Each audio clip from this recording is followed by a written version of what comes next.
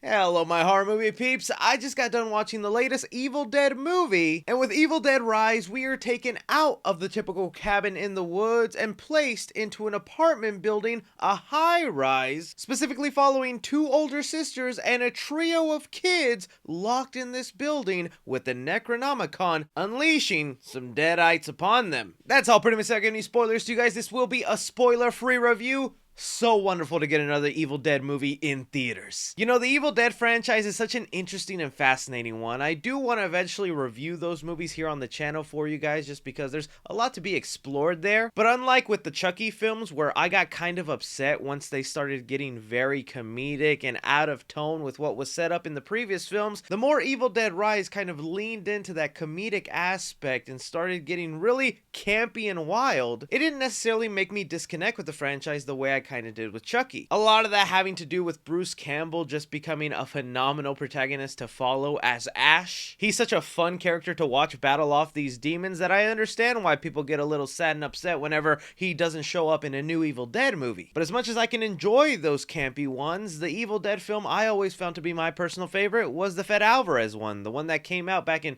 2013. That was my first Evil Dead movie in theaters, and I thought it was phenomenal what they were able to do with some of the deadites and the lore, and then kind of subverting expectations while still kind of being able to keep that dark sense of humor the franchise was known for. I was really bummed when they didn't give us a continuation to that world because that's one of the best horror remakes out there. So bringing it here to Evil Dead Rise, director Lee Cronin was definitely taking an approach that Fede Alvarez had with the franchise and keeping it dark, grounded, and mainly serious. I went in cautiously optimistic and I didn't think it could be done, but this might be my new personal favorite Evil Dead movie. Lee Cronin was able to do so many wonderful things within the already established Evil Dead universe. For one, the tone. Although this feels very much in line with like the Fede Alvarez version, I've even seen some reviews where they believe this is a direct sequel to that 2013 movie. I'll still say Lee Cronin was able to create his own specific vibe with this movie because he balances those dark, serious, intense, gruesome moments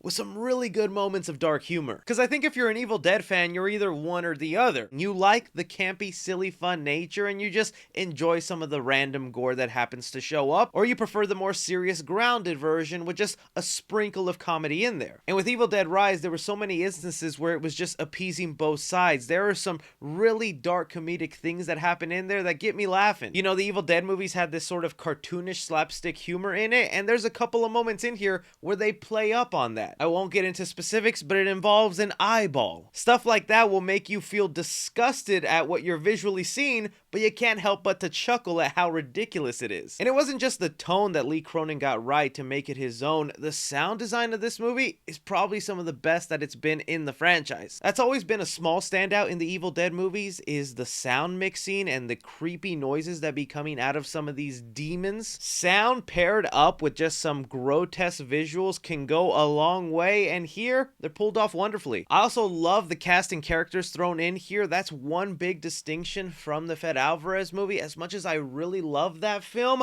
a lot of those characters were unlikable. There wasn't really anybody you were truly rooting for. A lot of times those characters in there were just fighting with one another, not really bonding, and they were just obvious body bags setting up the next grotesque kill on screen. Here you still get that where one person gets possessed, then the next, then gruesome thing happens after gruesome thing, but the biggest difference is you feel bad every time someone gets possessed or puts in a situation where they get mutilated. And that's where I love the approach they took this time with the movie, setting it in this apartment building, getting a peek into this family life that's kind of broken right now. Because when I first heard that this Evil Dead movie was going to be set in a high-rise, I automatically thought a very fancy, you know, expensive high-rise building. The building here is not expensive. It's not fancy. If I had to pick some standouts in the cast, Alyssa Sutherland, who plays Ellie, that's the mom. It's not really a spoiler to say she's one of the very first ones that gets possessed. You see it in the trailers, and her performance as this Deadeye is just awesome. Same goes for the other people that end up getting possessed in this film. Lily Sullivan as our main protagonist Beth coming home to her sister with an issue she has. I also really loved her performance. I think that's always going to be the hardest thing about an Evil Dead movie, is finding a protagonist as awesome as Ash. And while I'm not going to say Beth was that character, there was enough in here that made me really root for her and want to see her make it through to the end of the night. I was even kind of surprised with the kid casting in here, because Nellie Fisher in here as Cassie was adorable, and man, do you feel bad for the torment this little kid goes through. And I guess even on the topic of horrific situations, yeah, it is a gruesome and bloody time. Lee Cronin does some creative things using the high rise. There's like this one sequence involving a character looking through a peephole and you see a fight go down. There's also an elevator that gets filled with a certain kind of liquid. Just really taking full advantage of this apartment high rise setting, along with a bunch of other random household items that become extremely deadly, like the cheese grater. Oh, I'm someone who loves gore and grotesque stuff in my movie. There were times in this film I had to look away because it was too intense. I'm also really appreciative of the use of practical effects in this film. That's always been a staple of the Evil Dead movies, going back to the very first one with Sam Raimi. So they don't break the mold here by adding in a lot of CGI moments. There was only like a couple I caught. Something else I always find fun in the Evil Dead world is kind of exploring more of the necronomicon, giving you little hints to where it might have came from. And yeah, there's some things they set up in here that you're like, that's intriguing. Where did this version of the book come from? You know, are there other versions out there? That's what I love about the Evil Dead, is just there's so much untapped potential about what is actually in those books, who created them, what their ultimate purpose is. And while they don't fully dive in all the way, there's enough new intrigue in there to make you go, oh, that's kind of fun. Honestly, the film to me was just an entertaining blast from start to finish. They nailed down a great tone, had some gruesome, awesome kills. The humor in here had me chuckling and wincing. Characters I actually wanted to see survive and make it through the night. Intrigue and new lore into the Evil Dead world. I really don't have much negatives to say about the film. This is a movie where if you're an Evil Dead fan, you're most likely gonna love it. And if you're someone who's not a fan of Evil Dead,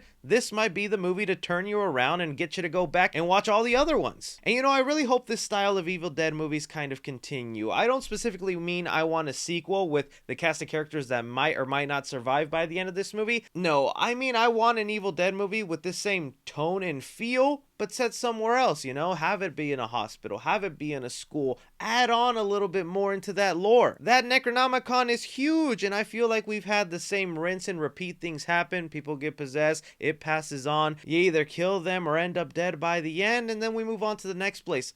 Show me what other pages do in here. It's still so wild to me that this book is capable of time travel. It's like, we went back, let's have a book that takes us to the future. That's what's so fun about the Evil Dead world, is just endless possibilities of what to do, and this film to me just opens a bright door in future for more fun adventures. So for Evil Dead Rise, I'm gonna give action 3.5 stars. While it's very much in a secluded location, this apartment building, there is a lot they get to do in terms of chase sequences, characters going after one another and fighting back. Comedy in the movie, I'm gonna give it 2.5 stars, although this isn't as comedic heavy as some of the earlier Evil Dead movies. The dark sense of humor, paired up with the small, cruel slapstick moments, it feels in line with what you would expect from an Evil Dead film. Drama in the movie, I'm gonna give it 3.5 stars, although the premise is pretty simple, and you could almost call it a rinse and repeat method of Evil Dead films, just set in a new location, an apartment building. This underlying theme the movie has about motherhood and how far you'll go to protect your children, I thought was handled beautifully. Horror in the film, I'm gonna give it 4 stars. There's definitely a lot of good, creepy, built-up moments in here, although you'll be laughing at some of the sick, dark humor in here, the just grotesque, body-mutilating things that happen in here. It's hard not to get scared and think of what you would do in that situation. Suspense in the movie, I'm also gonna give it 4 stars, because this movie built the characters well and actually made me feel for them. Even some like random neighbor side characters in the apartment building were introduced in fun ways. You feel really bad when someone is put in a situation that might make them end up dead. The characters aren't treated just like body counts waiting to get sliced up. Casual fans, I'm gonna give it a B+.